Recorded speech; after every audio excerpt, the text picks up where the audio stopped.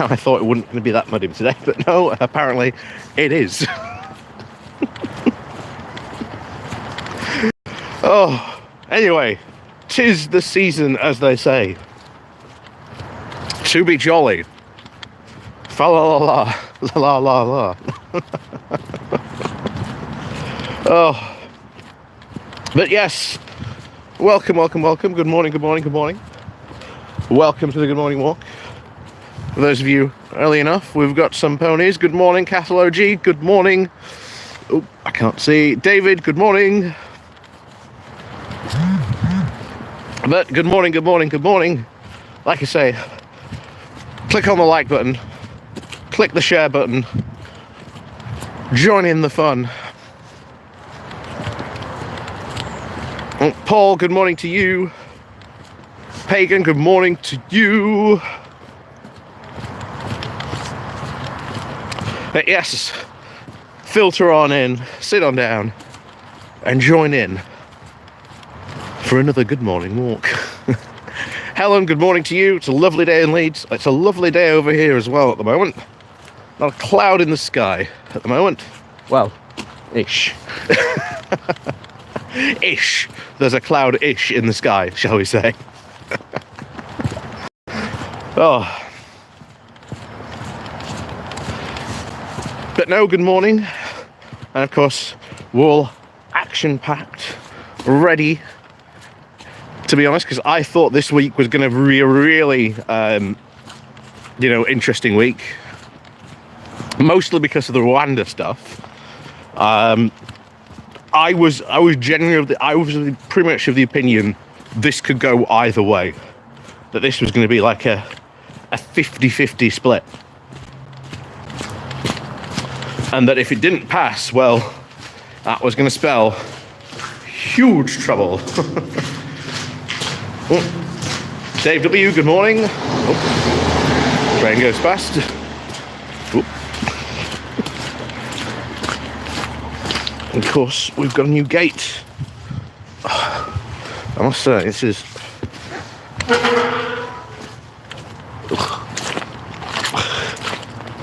so much easier. But glad I've got my wellies on, because... it is just full of mud. Was not expecting it to be this muddy today, but never mind. Being stared at by the cows.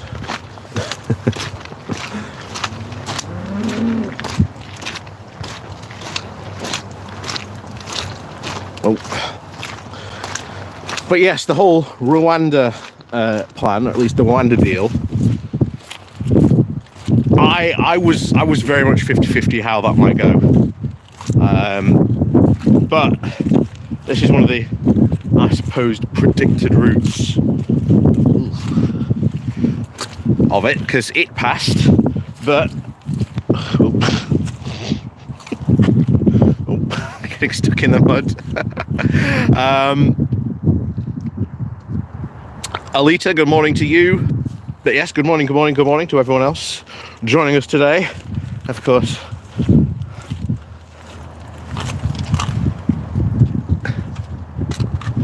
one of the good parts. Morning, boys. I haven't got anything for you. Oh. Oh. I cannot walk on here properly. It's because of you guys churning up this mud. That's the big part of the problem. Loki, good morning to you.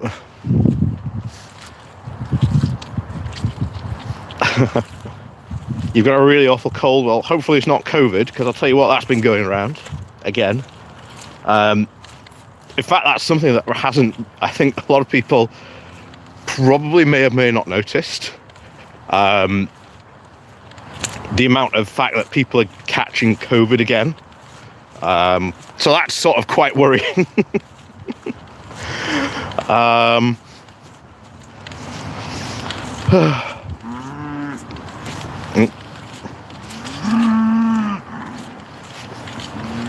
Oh, just the cows.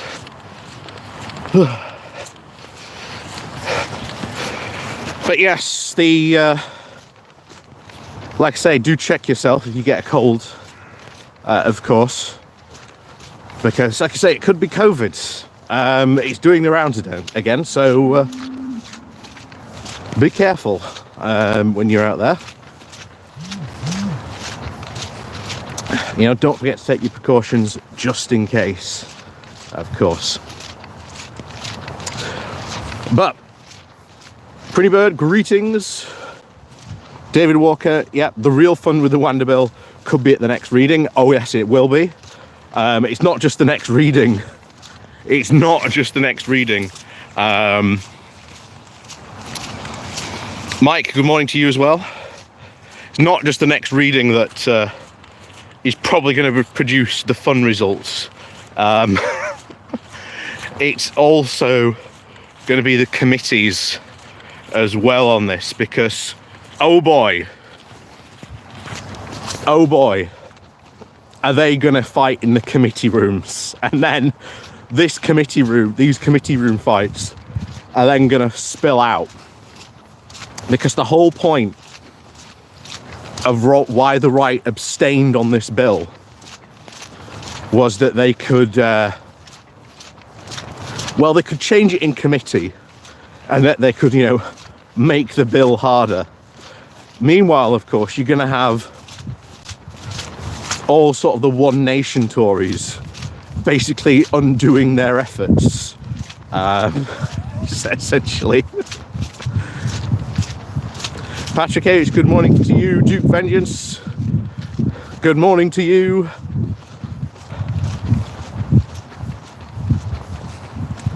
But no, good morning, like I say.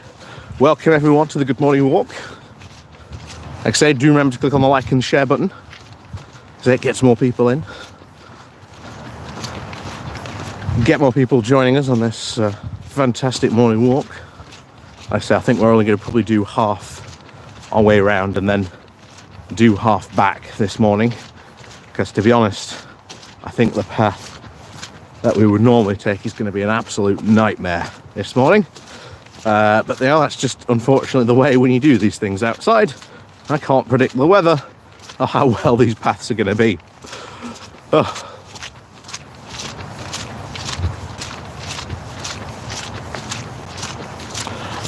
Do you think it'll be a scandal that will bring Sunak down like Johnson?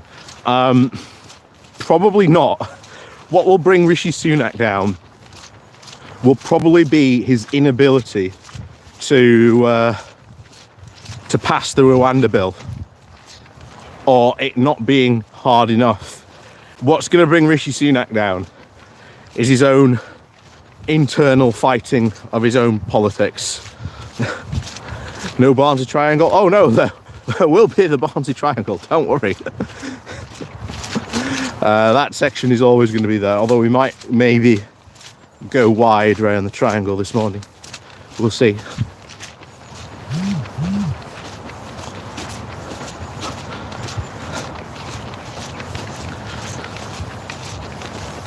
But yeah, the committee stage is going to be fun. That's going to be the fun part. And then the Tories are going to start briefing against each other. They're going to start holding press conferences against each other. You know, that's when the fun begins. That's when the fun's really going to start to begin. And then, of course, if it's, quote, not hard enough as a bill, the right wing of the Tory party isn't going to vote for it. And at that point, the bill doesn't pass. And let's say they also succeed in making the bill a lot harder, then the One Nation Tories are going to turn around and say, we ain't voting for this because this breaks international law. So, yeah, make no mistake, the battle that was going to face Rishi Sunak here is only just going to explode after Christmas. Hence why I called it that video, that, you know, Rishi's nightmare after Christmas, because that is what is coming. And I think to a point where you saw his anger and frustration this week bubble over at PMQs.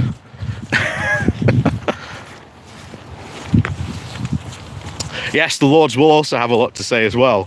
Like I say, I don't think it passes in the Lords either. And it's not like there's enough time to do a Act of Parliament to bypass them.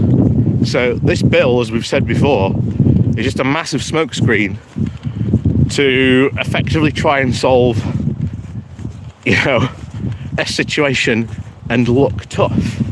But, you know, that's just our political party at the moment, which is, you know, part of the problem. Oh, but, yeah. I'm going to do a fuller video about my thoughts on my, quote, debate, and I use debate in the biggest air quotes, with no justice, because I was not prepared to do a debate, and B, I did not sign up to do a debate, and I think she's been quite deceptive about that. So yeah, I'm going to do a larger video on that probably later. It's going to be an extra video, so you're probably going to get an extra video today on top of that, but I know it's also going to start drama as well. But honestly, I feel like I have to, because I feel I do generally feel like, what the hell.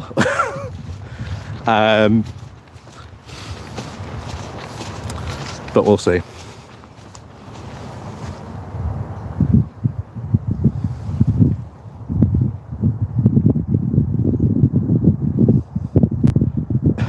Helen Wilkes, you were very impressively patient. Yeah, because it wasn't a debate. I was like, this is just going to be, you know, a cool, you know, chill chat. Not, you know, obviously I knew we were going to have disagreements, which we did. But as far as I was concerned, that wasn't a debate. I was just walking into, you know, we were just going to have a chat and, you know, just going to have a, you know, a talk and discussion. But no, it apparently was a debate. I didn't even know I was involved in. Which, again, not only I think is deceptive to me, but I think it's deceptive to our audience as well, thinking that, you know, I was there for a debate when I wasn't. Oh. I mean, one of the things that I was going to bring up and I didn't, and I wish, again, you always think of, you know, these things after, because if it would have been a debate, I would have been prepared. I would have made notes. I'd have, you know, had a document open with like stuff and topics I would have wanted to be brought up. But I don't know anything about her until, you know, I've never seen any of her videos. Don't know who the hell she was before that. And yeah, I do feel, to be honest, like quite deceived about it all.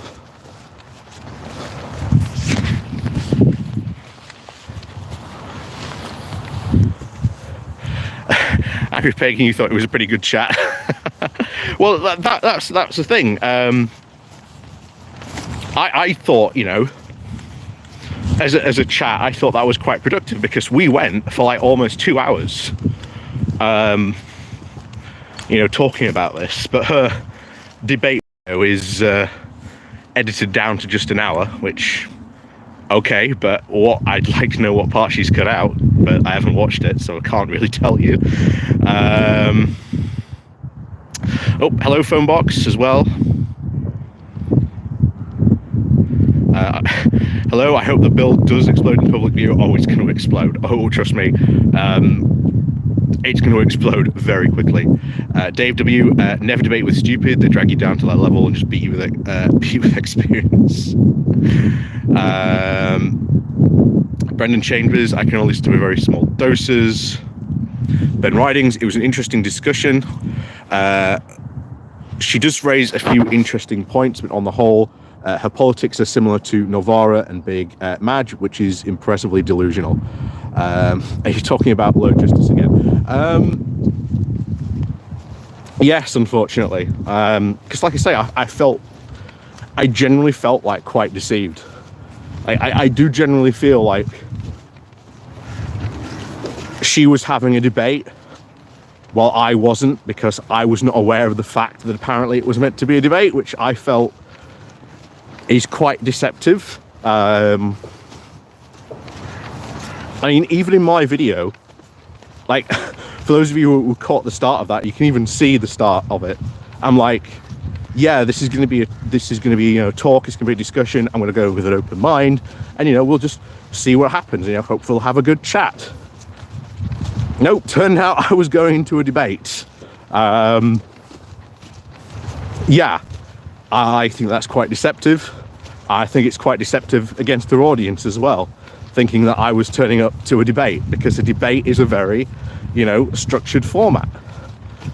And you expect if you are, quote, doing a debate, that the people are going to be prepared for that debate. I didn't even know this was meant to be a debate, so I didn't do any preparation. I just went, right, we're just going to have a nice casual chat. Are we going to disagree? Sure, but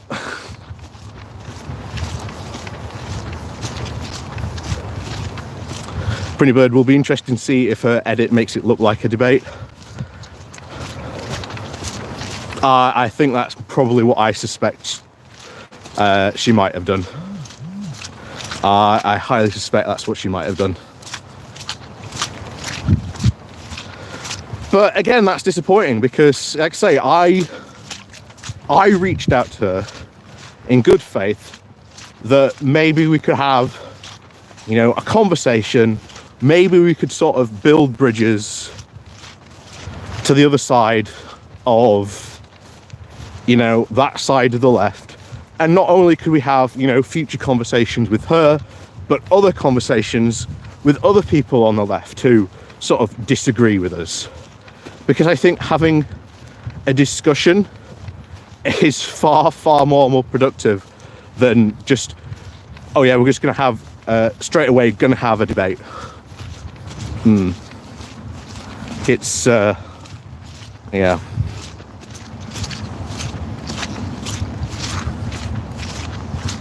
In online debate space, it's called being bad faith.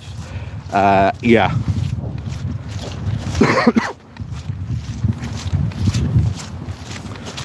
That's honestly how it feels, and I feel like I do genuinely feel like quite upset, because I reached out in good faith because I want to have conversations with people like this. Like I genuinely do, and I want to talk with them and find out where we can work together, where we agree, where we can disagree, and then you can build stuff from there. And I feel like that's not what she wanted to do at all. So yeah, I do feel a bit deceived, to be honest, in that front.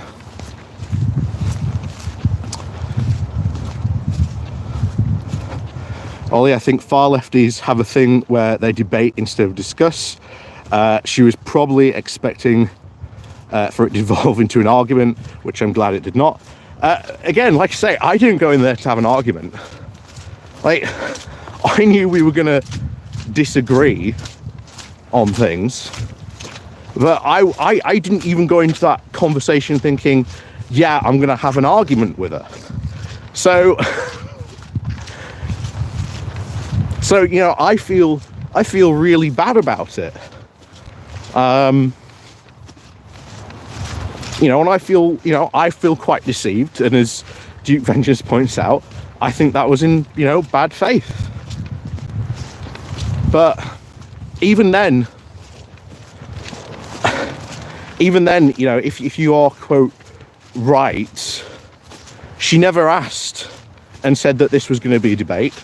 And I'm going to show the Twitter conversation that we had to back that up, because I've seen all her, posting that she's put out about this. So I feel in no obligation to keep those that Twitter conversation private.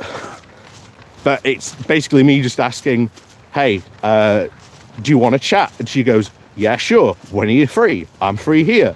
Excellent. Throw me the link. Cool. See you in 30 minutes. And that's it.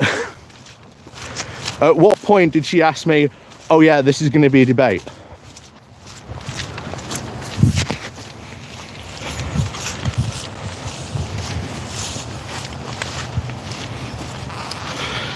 Ben Ridings, but still fair play to the both of you. It's good to have, commentators to discuss the left spectrum of the Labour movement. Even it was a shame that it was under false pretenses, as you say. Yeah, like I say, she wanted to have a debate. I thought we were having a conversation. And I just feel that was a really deceptive thing to do. But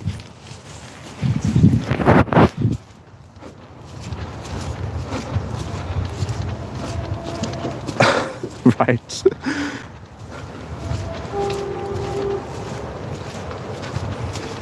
I think Vash is really missing the trick, not talking to you. He actually prefers convos over debate these days. Yeah. Like I say, I reached out to Vosh to do that as well. Let's have a conversation. Let's have a debate. Because he's a really big content creator, and yeah, he talks about American politics a lot, but he does actually have quite a following here in the UK. So when he says stuff I know not to be true, and that maybe if there was more context around, or he had more context around, that might change his mind. And because there's someone else who is constantly like, look, we have to build movements. And that's what I want as well. I mean, I'm also in this video, because I've got permission to sort of share it. You all know Josh from Movement Forward. Well, Movement Forward is doing exactly what she says is impossible.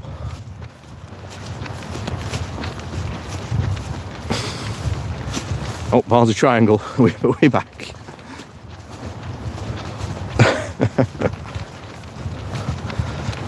Are we back? Are we going? Or are we just being disrupted by the triangle?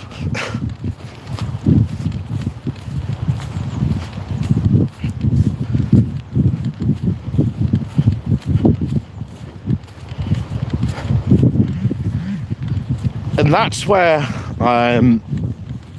I think, and I have always said this, the left is bad when it comes to building movements. And I think that the excuse is that when they fail is, oh, we were doomed to fail from the start. Well, that's setting a bit of a bad precedent, to be honest. If you think that,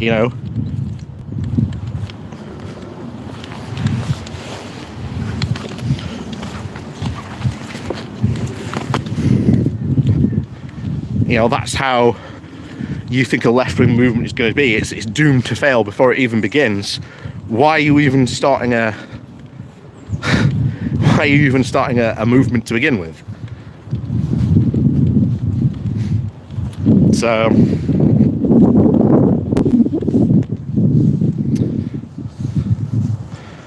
I'm back. Do vengeance. And this is Militant Atheism. You're a bit pixelated by the triangle. Dave W., why not reach out to Texas Paul, part of the Midas Touch network?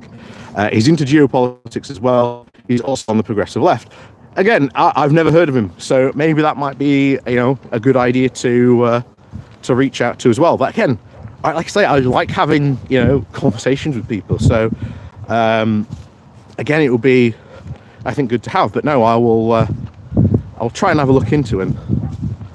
and we'll see what we can do.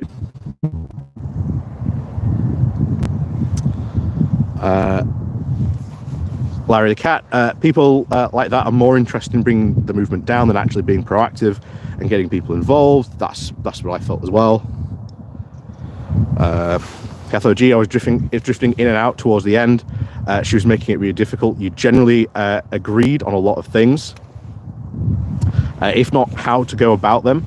Just sad that she's just so misinterpreted it. Yeah, I mean, that was one of the things I was trying to get across. In it, why are my experiences when I'm talking to, other people, like Josh of Movement Forwards, who are saying vastly different things to her, who's saying that it is literally impossible to work within Labour.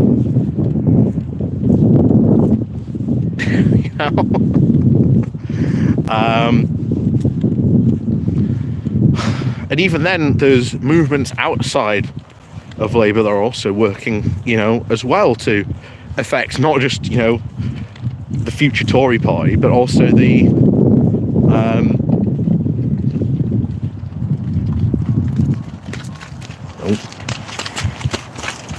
I haven't got anything for you boys, don't worry. That was a bit worrying. Running towards me like that. I think he's following me. Yeah. This is why you shouldn't feed these animals. It makes me super nervous when they start following me like this. I think he's got the idea now. I think he's got the idea.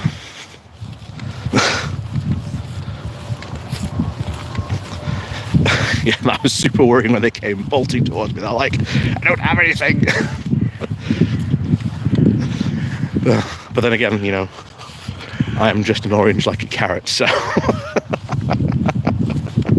maybe.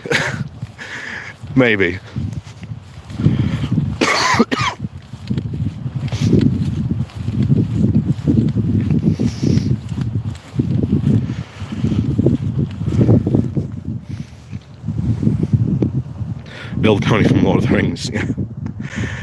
Duke Vengeance, they have this weird tunnel vision. That when they attack their own side instead of attacking the real danger, the Tories, again, getting in would be an absolute danger. Yep, exactly. Ben Ridings, I want to know just a stream after the discussion. She seemed a bit dismissive about it, as if it was just, as if it was a setup, which I thought was unnecessary. There's always room for cordiality and respect. Well, yeah, I haven't seen her stream of it, but again, if that's true, then again, not only she has been disrespectful to me, I think she's been quite disrespectful for her own audience as well. But again, I'm going to make a video about it, sort of my wider feelings about it. Yeah, they were just curious.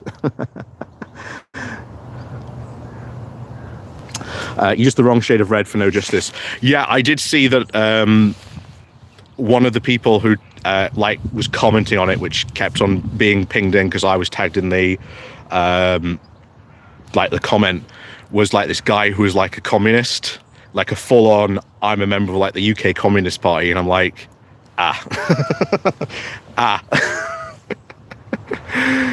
oh. Larry the Cat, these people think they can do everything on the doorstep. They just snipe from the sidelines. Perhaps they just reach out to people in the party. Well, again, this is what I was trying to get across. Why am I? And this is why I really want to have get Josh on in the future and have a chat with him, because he is doing what she says is impossible. So, and then also she provides her own example of how you can affect, the Tory party with the steel industry example that she gave. Again, it's just, I just feel really upset to be out to that. Let's, we're going to have a conversation in good faith, and maybe it would lead to other things where I could talk to, other lefties, you know, on this, you know, when maybe we'd have some good conversations and, you know, about stuff. And of course you're going to disagree with people, you know, it's politics. You know, you never 100% agree, you know, with very few people when it comes to, you know, politics. And that's something I've said, you know, all the time on this channel, every single moment. And we've gone this way on the path, so I have committed. But yeah, this is very, very muddy. So do excuse me if I don't read the chat or I miss something, because I'm trying to stay upright. Oh. Ugh.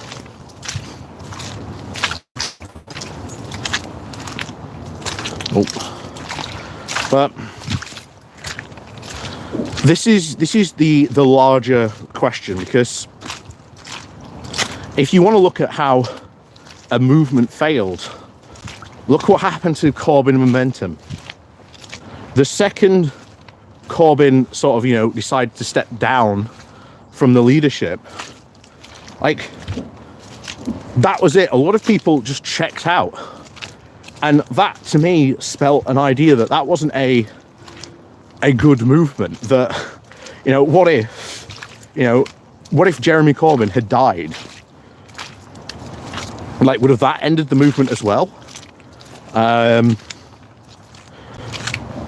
another thing that you've seen, again, I think this was brought up by, I think Vosh did a video on this. There's a new book called The Squad. And AOC, you know, one of the most progressive people in, I think it's the Senate, I think it is, or it's the House, I can't remember which one.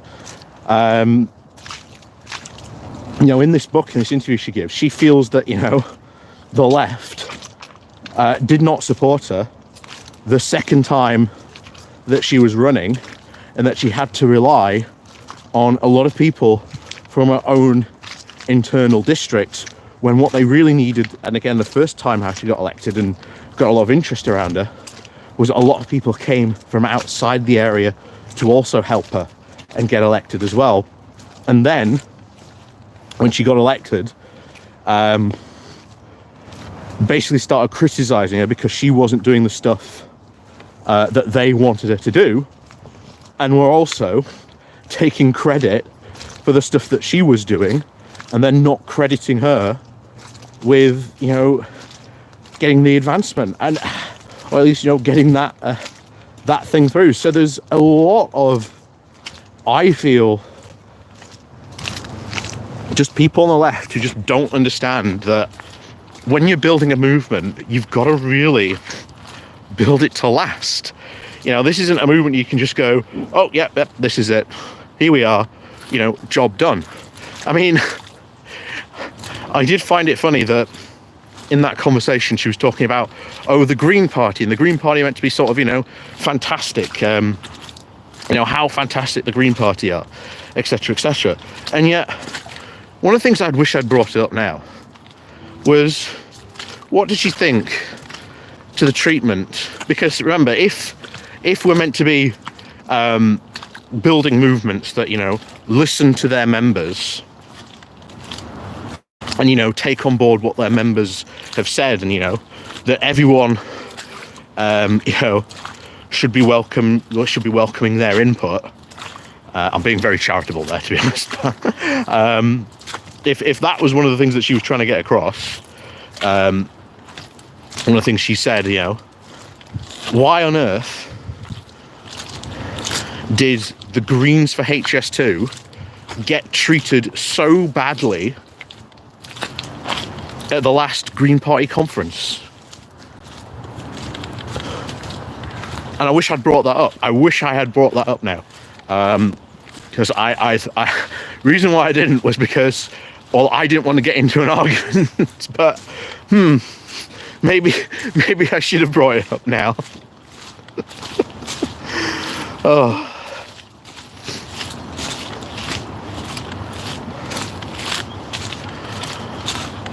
But yeah, it's yeah, I'm just very disappointed by it all, to be honest.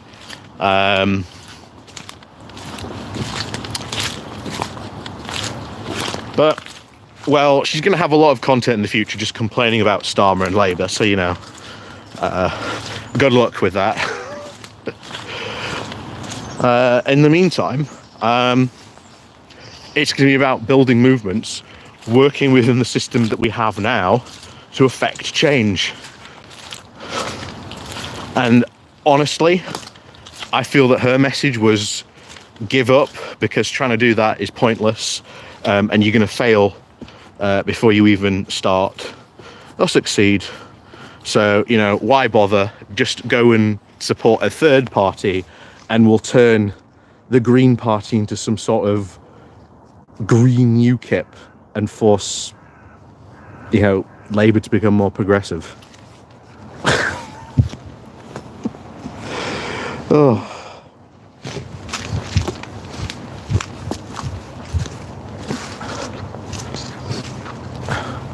The Greens are like Reform from the left. They're not, though. They're really not. You know, right. We have to talk about UKIP now. Right. UKIP. Why was UKIP so successful in forcing the Tories more to the right? And more to the point, why is Nigel Farage being so successful in that? What's this? Michael Hodgkins. I'm sorry, but I think deep down you realise she roasted you. And I don't even agree with her. The centre left needs to get much more better at countering these sorts of challenges from the Greens. What challenge from the Greens are you talking about?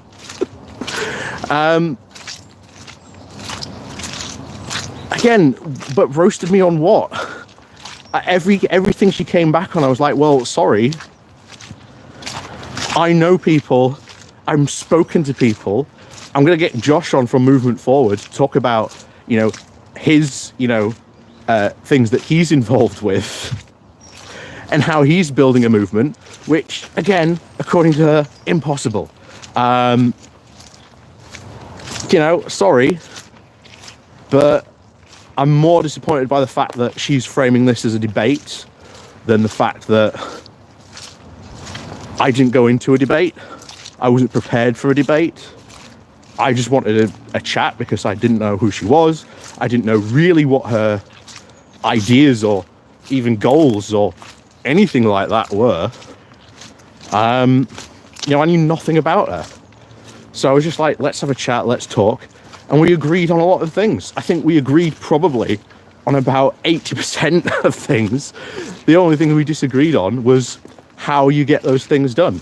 And she doesn't believe you can work in the current system to get things done, but instead she wants to help build the Green Party, be a UKIP for Labour. Yeah, the Greens aren't going to be a UKIP for Labour, I can tell you that now. They're nowhere near that, to be. And then, of course, if you want to talk about parties treating members with respect, or, you know, listening to party members, yeah, maybe Greens from HS2 have a thing to say about that. Oh.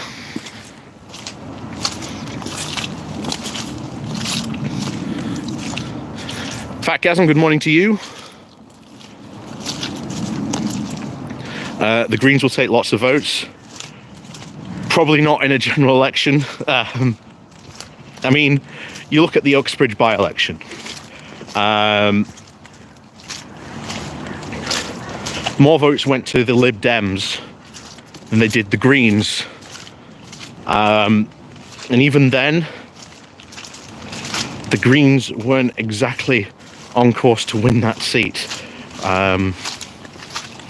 You know, again, someone who claims to be a realist, I think I'd look and admit that the realistic situation that the Greens aren't going to do that. But there you go. Whoop.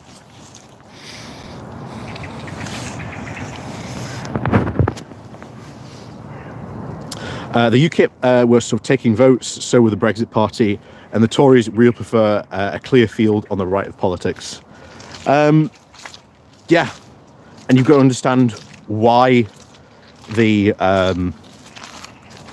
UKIP were taking votes and why the Brexit Party was so successful. And I think people look at that and then they don't realise, well, actually there was a lot more, funding reaching out to some of these stuff. If you want a chat, Pagan, we'll set one up. I don't mind that. It sounds like your lesson is do your research first. Why? I was going to go and have a conversation with her, but if it was going to be a debate, I would have done my research. But I wasn't going into a debate. I was going into just what I thought was just going to be a casual chat, which is what we had agreed on in our Twitter conversation. So, yeah. I think what she's doing is being quite deceptive.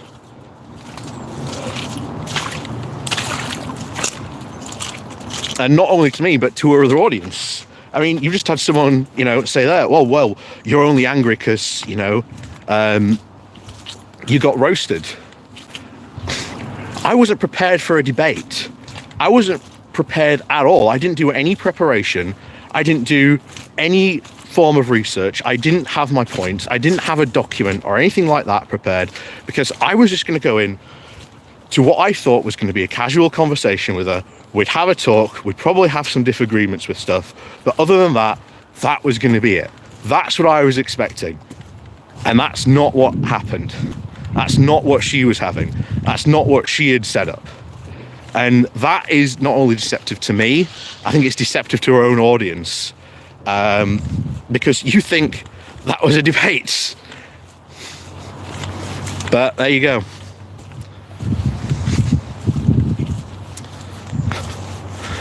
Greens will win in Brighton, and that's about it. I don't even think they'll win in Brighton.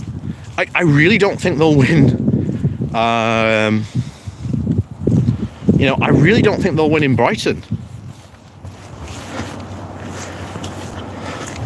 either, because I think the Greens in Brighton rely a lot on the fact of Caroline Lucas's name more than anything. And we've had talks about this before, that if there was ever to be like a proper progressive alliance, like if this was the movement and you wanted to build a progressive alliance, there was going to be sort of a proper alliance between Labour and the Tories, and the Greens wanted in as well, they would have to prove their election possibilities. And we've talked about this, I don't know how many times, that when it comes down to general elections, there's always this talk, because, oh my God, we did so well. We did so well during the local elections. Now we're going to go and, take this seat. And they never do. And that has been the repeating pattern of every single election campaign the Greens have ever won. But if they ever wanted to be part of like a progressive alliance and be involved, then Caroline Lucas would have had to give up that seat to another Green candidate and run in another position, and run in another close by constituency. And they never did, because I'm pretty confident that the Greens are going to lose that seat. And that one Green MP that you've had for years, you're not going to have any anymore. And then what?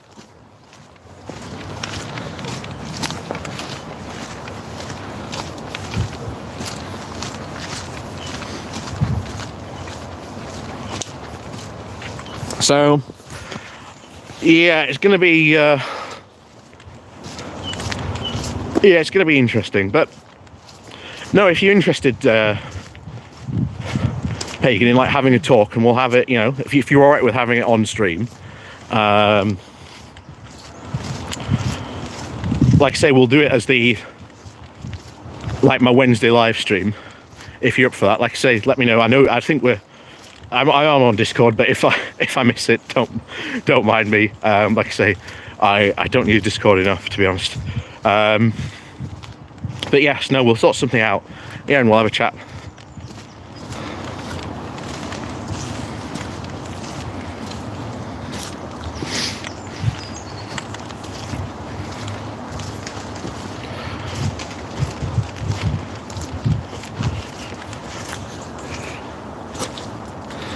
Yeah, phone box chicken. Yeah, the BNP were a thing briefly too. Then they either joined the Conservatives or just splintered into weird groups like the EDL or Britain First. Yeah. And that's the thing. What has sort of Farage done around himself time and time again? Farage has built and used UKIP to turn himself into a movement. That's why you never saw anyone else on Question Time bar Farage on Question Time, because that was the plan, for it to be a Nigel Farage vehicle. That was the plan from the beginning for him. And even now, the Brexit Party, well,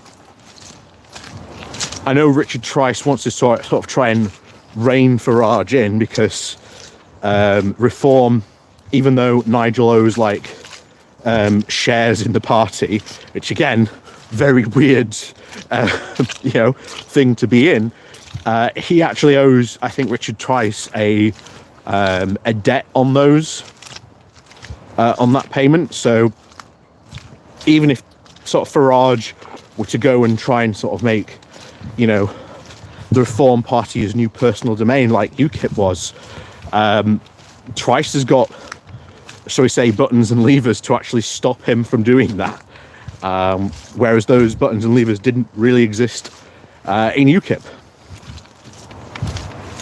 Like I say, there is actually a breakout party up north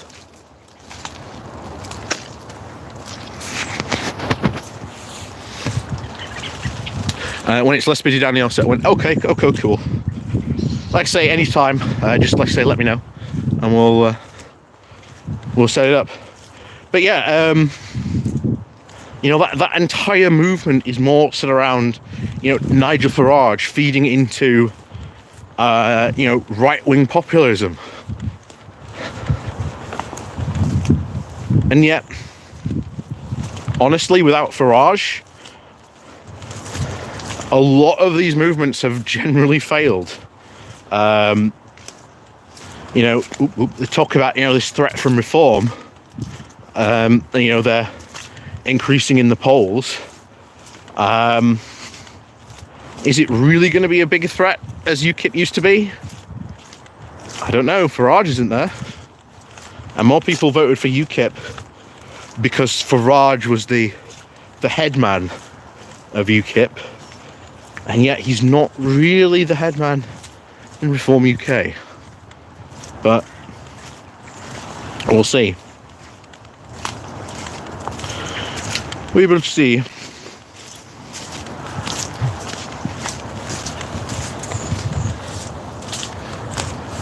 Too much coffee, is that possible? It is actually possible to have too much coffee. Caffeine poisoning is a thing. Although I think you need to have like over 100 cups in sort of like the space of an hour or something like that. It's like a really concentrated amount to do.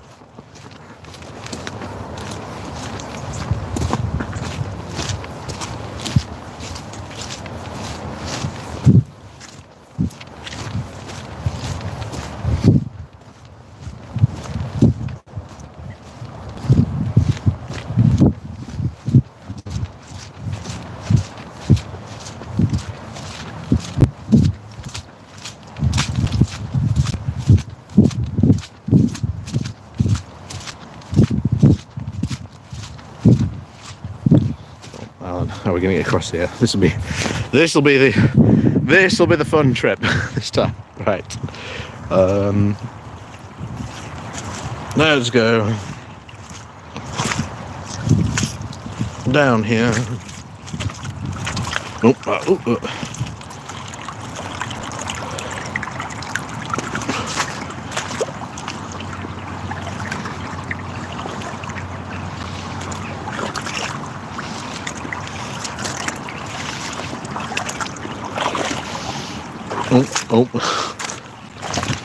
Oh, nearly. There we go.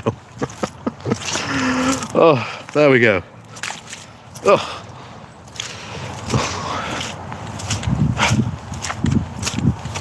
There we go. Difficult but not done.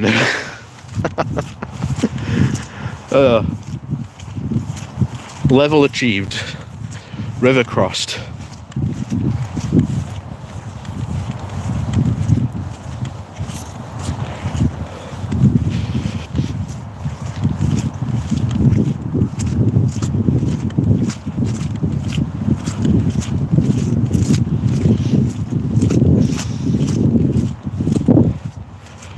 Oh, but yes, the other thing that I think we've found out as well recently that came out, I don't know if you know, is it Cheshire County, is it not Cheshire Council, going bankrupt because the Tories pulled HS2. Just... And bear in mind, there are a lot of councils that are, you know, struggling financially, but from what I've seen of this, this is specifically because HS2 was cancelled, because they were preparing for HS2. You know, HS2 was going to be a big thing for them, but again, apparently not. Now it's potentially sent the council into bankruptcy. So yay for Rishi Sunak for, you know, cancelling HS2 and causing a council to go bankrupt because of it.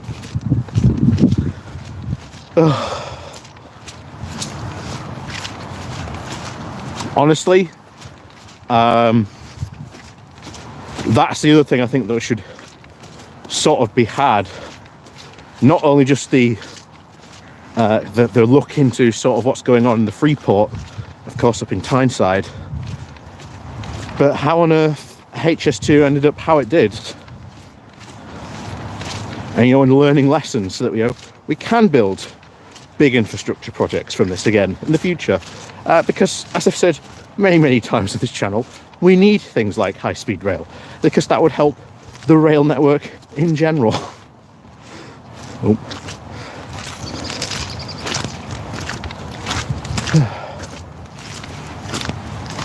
But tis a strange sensation to think, you know, that because the council had been so prepared to have, you know, HS2, because it was going to be something good for the town to have, and yet, nope, gone, no HS2 for you. And now that council's gone bankrupt because they were preparing to have HS2. I think that's really sad, again.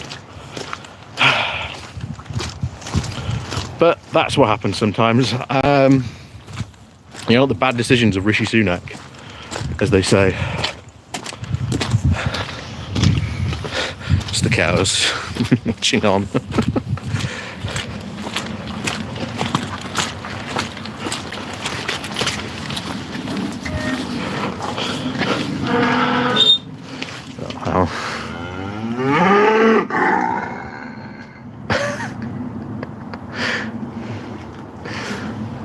I know, I'm sorry, I'm not opening the gate for you. I know, terrible.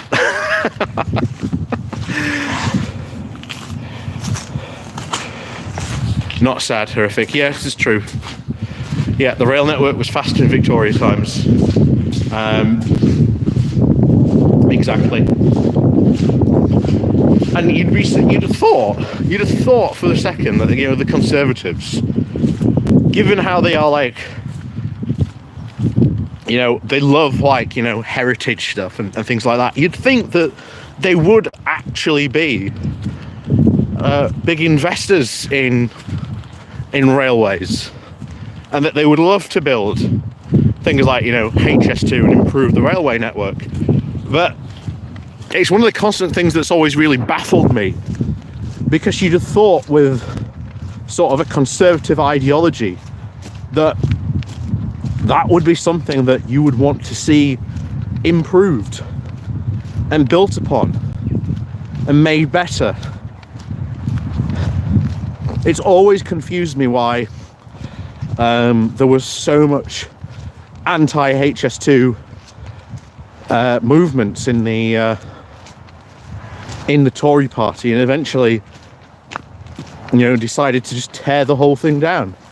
But, and like I say, it is really sad that it's gone. Of course, you know, it is, part of it is being built. You know, the Birmingham leg, of course, is being built, but it's being built at a much reduced pace. So it's going to be a shuttle service rather than what it should be. So, and yet, I've got a friend who's out in Japan at the moment, and yet he is going everywhere, all over Japan, using the Shinkansen, like their bullet train, their high-speed rail,